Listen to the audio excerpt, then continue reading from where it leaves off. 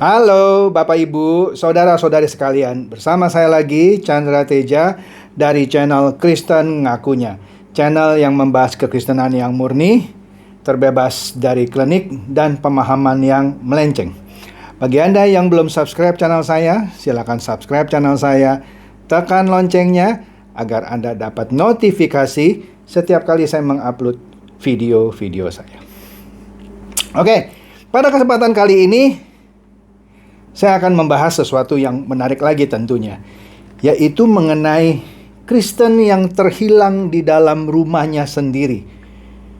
Apa Pak? Kristen yang terhilang di dalam rumahnya sendiri, gitu. Nggak salah judul. Jadi begini, kebanyakan orang Kristen ya, mereka percaya bahwa mereka itu sudah menjadi orang Kristen ketika dia rajin hadir di setiap ibadah minggu. Dia rajin ke gereja. Bahkan rajin juga di ibadah tengah minggu. Dia merasa kalau dia sudah melakukan itu, dia sudah jadi orang Kristen lah gitu ya. Tapi faktanya, rajin ke gereja tidak otomatis membuat seseorang menjadi orang Kristen yang sejati. Mengatakan ini bukan bermaksud bahwa ke gereja itu tidak penting. Bukan, ke gereja itu tetap penting. Tetapi jangan menganggap kalau Anda rajin ke gereja, Anda pasti otomatis jadi orang Kristen sejati. Maksudnya bisa saja Anda rajin ke gereja setiap minggu, bahkan pertengahan minggu juga datang, tapi tetap Anda tidak jadi orang Kristen yang sejati. Gitu maksudnya. Oke? Biar jelas. Bahkan tidak sedikit orang Kristen yang terhilang di dalam gerejanya sendiri. Apa maksudnya? Begini, beberapa pengajaran yang melenceng di dalam gereja membuat orang jadi terlena di zona nyaman. Sebab bagi orang-orang ini ya, tidak ada lagi yang dirasa perlu untuk diperjuangkan karena sudah diajarkan kekristenan yang melenceng, yang menjanjikan orang kalau jadi Kristen otomatis masuk surga nanti kalau dia meninggal. Selama dia percaya katanya kepada Tuhan Yesus, dibaptis lalu rajin ke gereja. Tapi percayanya ini harus dipertanyakan dulu, percayanya sampai level mana gitu kan? Pokoknya saya percaya, bukan itu. Kan sudah saya sering jelaskan ya. Sekali lagi ya, bukan berarti ke gereja itu tidak penting, ke gereja tetap penting. Oke? Lanjut. Ini yang menarik. Sayangnya, definisi percaya terhadap Tuhan Yesus yang seperti ini ya, tentu sangat dangkal pemahamannya. Ya. Sehingga tidak sedikit orang yang hanya percaya di mulutnya saja. Apa itu? Percaya fakta sejarah bahwa Yesus lahir 2000 tahun yang lalu gitu.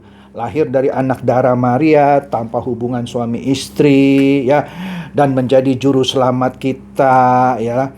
Inilah tingkat percaya yang tidak membawa orang Kristen kepada ketertundukan penuh kepada kehendak dan kedaulatan Tuhan. Tidak membawa orang Kristen jadi berbeda dengan orang yang non-Kristen ya, yang ujung-ujungnya tidak akan mendatangkan keselamatan. Maka dari itu, tidak heran kalau pelayanan di penjara misalnya, kita sering menemukan para narapidana dengan tato nama-nama rasul gitu ya, bahkan nama Yesus gitu ya, di tubuhnya. Mengaku percaya kepada Tuhan Yesus, tapi bejatnya luar biasa, keluar masuk penjara. Tatonya nama-nama rasul atau bahkan nama Yesus. Salibnya besar, tapi bejatnya luar biasa, keluar masuk penjara. Nah, tidak sedikit motivasi orang-orang seperti ini adalah menjadi orang Kristen karena iming-iming hidup yang pasti selalu diberkati melimpah secara finansial.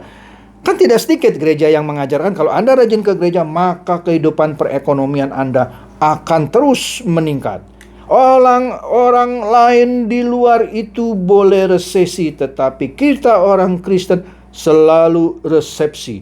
Toko orang lain boleh sepi, tetapi toko orang Kristen ramai sendirian. Ya, kalau pandemi tetap sajalah sepi gitu ya. Kita orang Kristen akan terhindar dari pisau operasi. Itu kalau kena pisau operasi artinya terkutuk. Maka kita orang Kristen selama rajin ke gereja ini gitu ya, kita akan terhindar dari pisau operasi, terhindar dari penyakit berat, otomatis sembuh jika kena penyakit. Dan yang paling penting, pintu sorga akan terbuka lebar jika kita mati nanti. Gitu kira-kira ajarannya. Ya, sedikit sekali pengajaran di gereja-gereja modern sekarang ini yang menuntut penundukan diri yang sepenuhnya kepada kehendak dan kedaulatan Tuhan. Ada juga yang mengajarkan penundukan sepenuhnya kepada kehendak dan kedaulatan Tuhan, tetapi dengan motivasi yang salah. Apa itu? Agar hidup diberkati, agar hidup enak, agar terhindar dari masalah, dan lain sebagainya. Jadi kekristenan modern sekarang ini tidak sedikit yang berubah wajah menjadi perdukunan pesugihan modern. Iya, berubah, tidak semua sih ya. Nah, oleh karena itu kalau kita baca di perumpamaan tentang anak yang hilang di Lukas 15 ayat 11 sampai 32, di situ menunjukkan bagaimana si bungsu yang terhilang akhirnya bisa kembali ke rumah ayahnya. Si bungsu ini kurang ajar, menghabiskan harta ayahnya yang diberikan kepadanya dengan hidup berfoya-foya. Akhirnya harus menjadi budak orang untuk menjaga babi di ladang. Di sana ia bahkan sampai mau makan ampas makanan babi saja, tidak ada seorang pun yang mau memberikannya. Akhirnya ia bertobat, lalu kembali ke rumah ayahnya. Ayahnya yang melihat si bungsu ini kembali, disambutnya dengan gembira. Ya, anak bungsu ini mengaku menyesal dan mengakui dosa-dosanya dan segala kesalahannya, serta merasa tidak layak disebut lagi sebagai anak oleh ayahnya. Di sini kita melihat si bungsu dengan sungguh-sungguh menyesal atas dosa-dosanya dan sekarang menempatkan dirinya untuk tunduk sepenuhnya di bawah kendali ayahnya, serta merasa tidak layak sebagai anak gitu. Jadi dia benar-benar tunduk sama ayahnya sekarang. Oke, dia benar-benar tobat. Nah, tapi bagaimana dengan si sulung? Nah, ini menarik. Ini menarik. Si sulung ini yang selama ini tinggal bersama ayahnya, yang seakan-akan terlihat sebagai anak yang baik-baik saja karena selalu berada di rumah ayahnya. Ini ibaratnya orang Kristen yang selalu rajin ke gereja gitu. Sekali lagi ya, bukan bermaksud ke gereja itu tidak penting. Tetapi ada orang yang rajin ke gereja seperti si anak sulung, seakan-akan dia selalu hadir di gereja. Tetapi dia ternyata merasa sebagai orang yang paling benar karena selalu ada di rumah gitu, selalu ada di gereja gitu ya. Nah, dengan kembalinya si bungsu ya, terbukti bahwa si sulung yang selama ini meski selalu bersama ayahnya gitu ya, di rumahnya ternyata tidak hidup dengan ketertundukan penuh. Dia tidak tunduk sama ayahnya ya, tidak tunduk atas kehendak dan kedaulatan ayahnya. Apa buktinya? Dia menentang keputusan ayahnya yang menerima kembali si bungsu. Ditentang, nggak boleh terima lagi gitu ya. Dia justru mau mendominasi ayahnya ketimbang tunduk sepenuhnya atas kehendak dan kedaulatan ayahnya yang mau menerima si bungsu. Dialah yang sebenarnya terhilang di dalam rumahnya sendiri yang nyaman itu. Jadi ini menggambarkan orang Kristen yang nyaman di dalam gereja gitu ya, padahal dia terhilang gitu. Ya, karena dia ke gereja ya tidak sungguh-sungguh mencari Tuhan, tidak belajar untuk menundukkan diri kepada kehendak Tuhan. Banyak nggak orang seperti ini? Ya lumayan, banyak. Nah, coba kita introspeksi ya. Apakah kita sekarang ini ternyata termasuk si sulung?